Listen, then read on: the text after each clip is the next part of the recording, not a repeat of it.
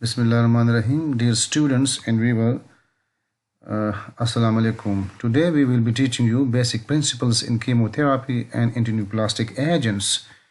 You are quite familiar with different clinical conditions like cancer.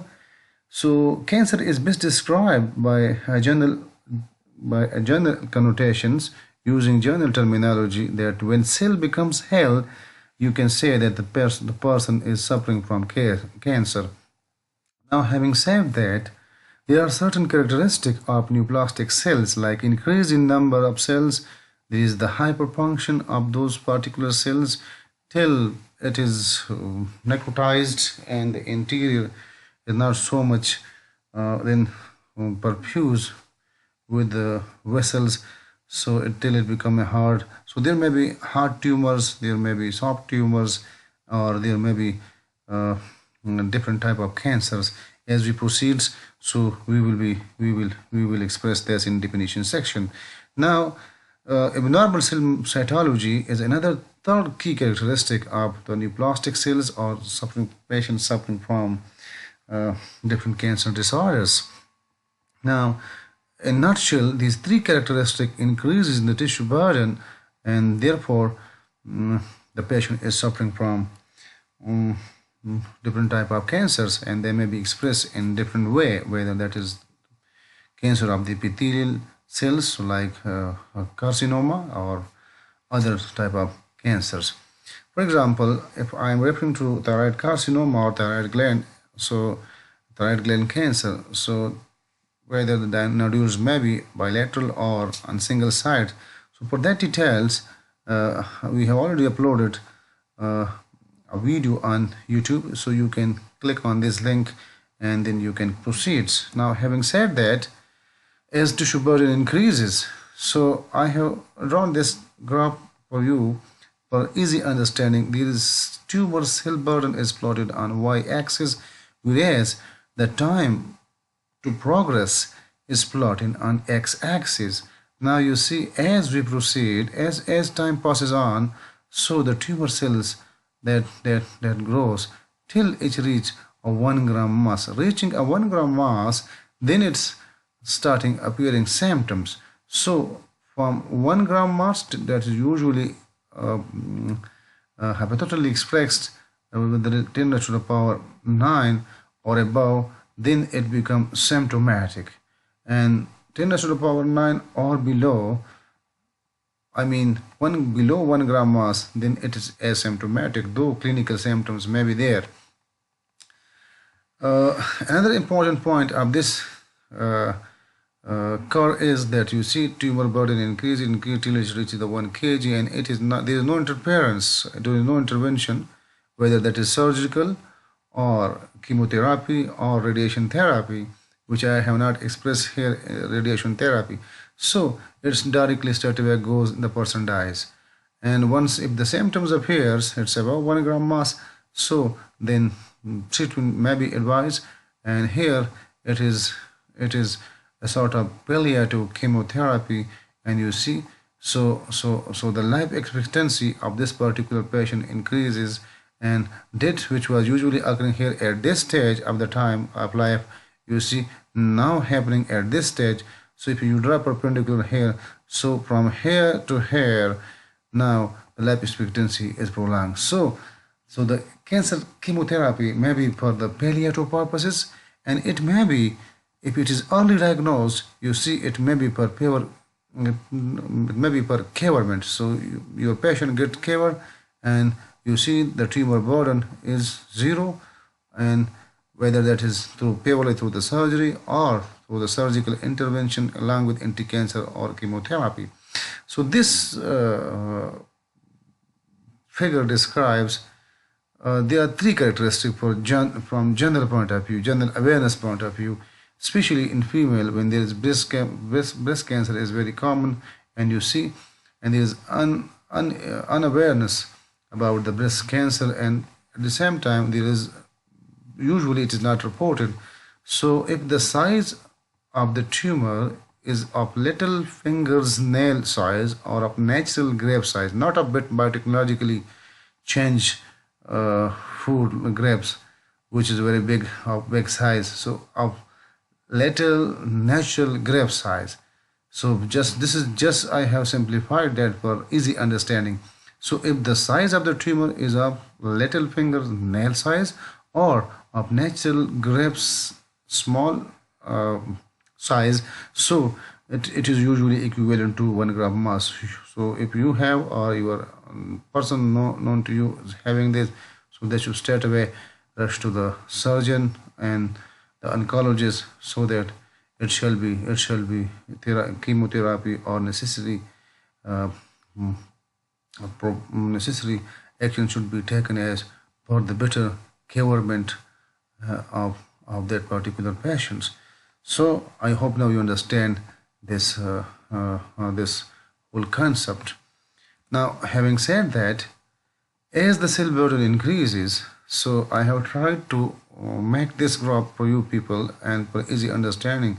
So this is the cell cycle of whole cells, growing cells. You see, I will start from here. So there is mitosis. This phase describes mitosis, and you know in mitosis the cell divides. The cell divides till into two daughter cells, and then those daughter cells then then it develops into fully mature cells, and it takes time. So it is passing now through the G1 stage, that is synthesis of enzymes for DNA replication is now there, and uh, but the early stage of mitosis and till the mid of G1 stage is G0 stage, which is the resting phase, where the cell does not divide but it grows. You see, and till you then we enter the S phase, that is the DNA replication happens here in this particular phase, so that the content of DNA are now in sufficient quantity, and then it goes to the G2s, which is the synthesis of cellular component that is required for mitosis. So it is these steps are merely preparation for this step of mitosis, so as the cells shall divide.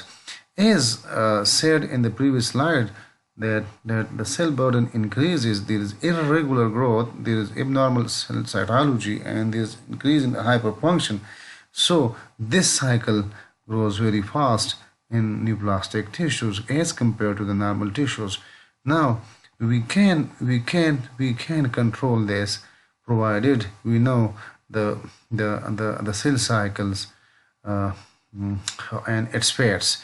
So you see, based on these terminologies, the drugs that are going to inhibit the growth of these different stages have been classified as cell cycle specific drugs and cell cycle non-specific drugs. And these are cell cycle specific drugs are antimetabolite, bleomycin, antibiotics, and vincolcolides. Keep in mind this point because they are used for the treatment of rapidly replicating cells, for example, like blood or of various hematological disorders and malignancy of the blood. Whereas cell cycle non-specific drugs are usually alkylating agents, nitrosoureas, and cisplatin, and you see they are more toxic because of its penetration and effectiveness. Since they are more toxic, so they carry the risk of adverse drug reaction very high as compared to this one, but nevertheless both of them carries toxicity for the normal tissues as well. So the selection of the dose is very critical once you will be treating different malignancy disorders. Therefore, different algorithm exists for different types of disorders, but basic principles are the same. Now, as I refer to that there are certain definition. Cancer is a term used for diseases in which abnormal cell divide without control and are able to invade the other tissues.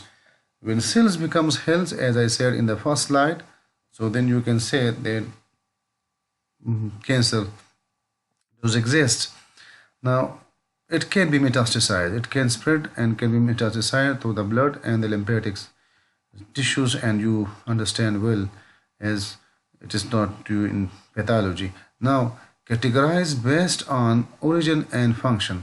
So carcinoma means the skin or the tissue that cover the internal organs, example epithelial cell carcinoma, and usually 80 to 90% of the reported cancer cases are of carcinomas.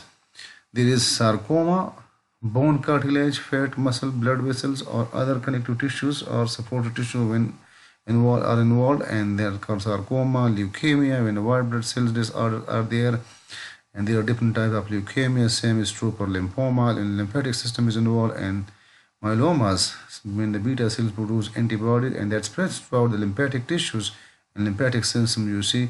And the classical example is that of multiple myelomas, you see, and central nervous system cancer like of spinal cords or the brain and or gliomas, you see. So these are different basic terminologies. While once you will be reading, as I refer to, that there are different drugs. So this is a classical figure usually exists in textbooks of pharmacologies, but I have made it simplified for you people. How it is simplified? First, I will describe for you that what this figure describes. So there are purine and pyrimidine synthesis. Purine synthesis is there and pyrimidine synthesis is there, and this goes for synthesis of ribonucleotides. In the synthesis of ribonucleotides goes on to deoxyribonucleotides, where hydroxy group is removed, hydroxyl group is removed, and then it goes on to synthesis of DNA, and from DNA then the messenger RNA or the RNA synthesis, that is tRNA or mRNA or ribosomal RNA, and then it is expressed as protein. And you know, proteins are the components of multiple end products like enzymes and some higher proteins itself. So microtubules are there.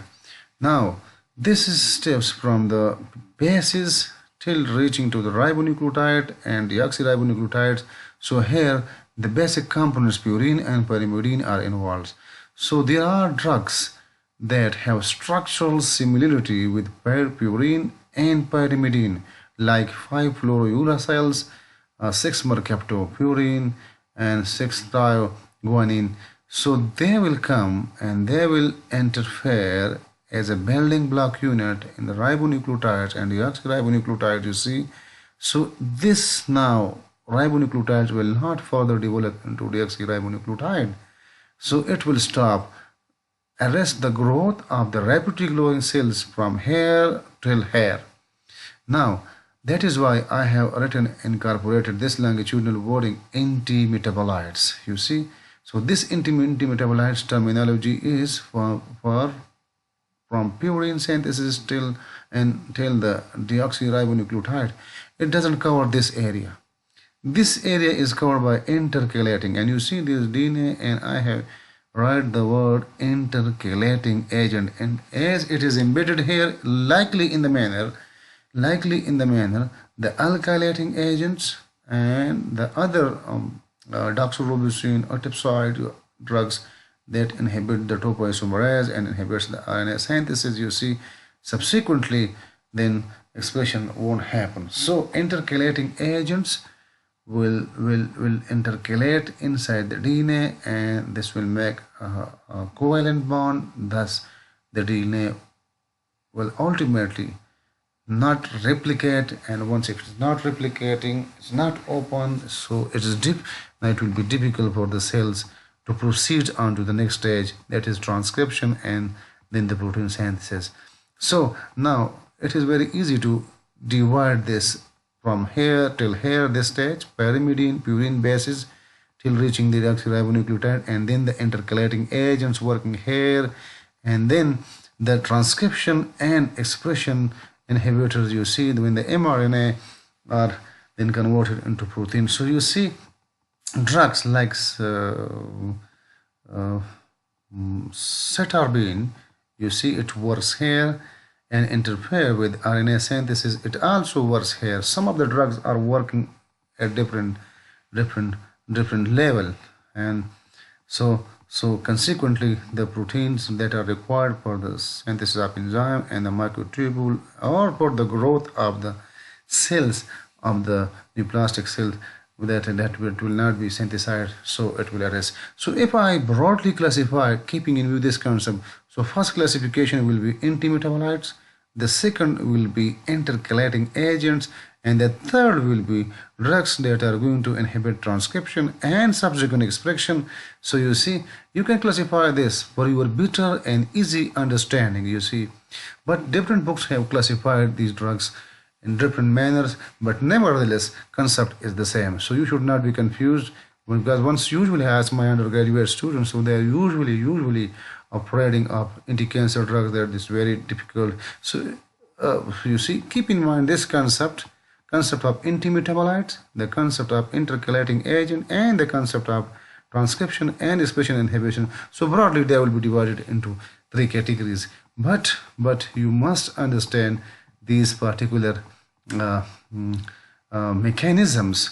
You see, like 5-fluorouracils it inhibits the DTMP synthesis. Bleomycin, which is an intercalating agent, is damage the DNA and prevent its repair. Alkylating agent like cisplatin and